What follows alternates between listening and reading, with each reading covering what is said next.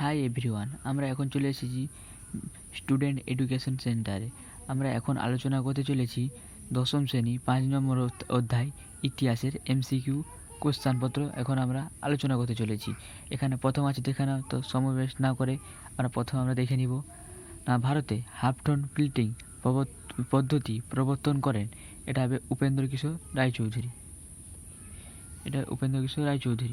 তারপরে দেখে নাও, বিশ্বভারতী প্রতিষ্ঠা করেন, এটা হবে রবীন্দ্রনাথ ঠাকুর।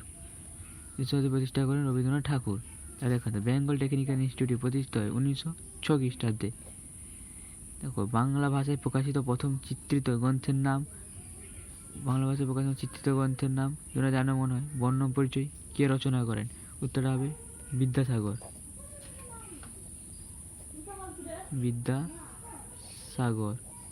ঈশ্বরচন্দ্র বিদ্যাসাগর। আমি শর্টে লিখে দিলাম।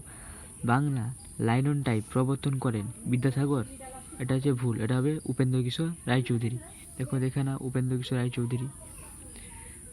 তারপর দেখে নাও, দেবেন্দ্রনাথ ঠাকুর বোলপুরে শান্তিনিকেতন আশ্রম প্রতিষ্ঠা করেন, এটা হচ্ছে ভুল। বোলপুরে শান্তিনিকেতন আশ্রম প্রতিষ্ঠা করেন, এটা ঠিক হবে। দেখো, সংবাদ প্রভাকর কে প্রতিষ্ঠা করেছিলেন? সংবাদ প্রভাকর।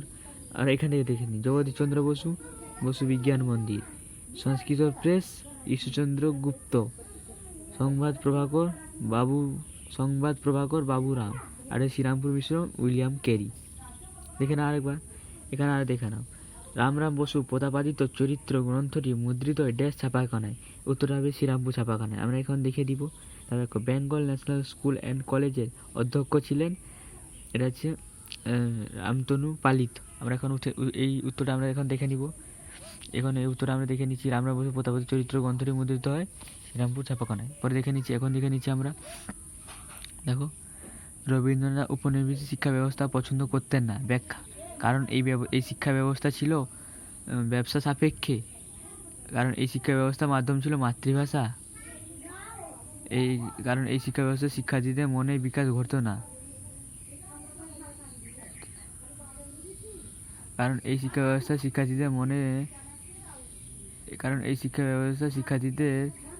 ছিল ব্যবসা সাপেক্ষ।